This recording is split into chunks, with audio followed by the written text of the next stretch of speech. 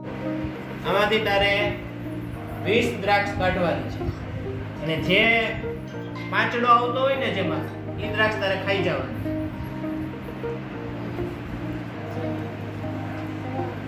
જેથી બોલ આનો પછી આગળ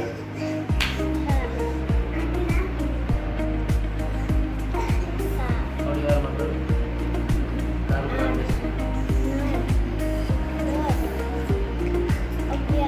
પાંચ આવતા હોય એ ખાઈ જવાની હો. પાંચડો ગમે એમાં આવવો જોઈએ.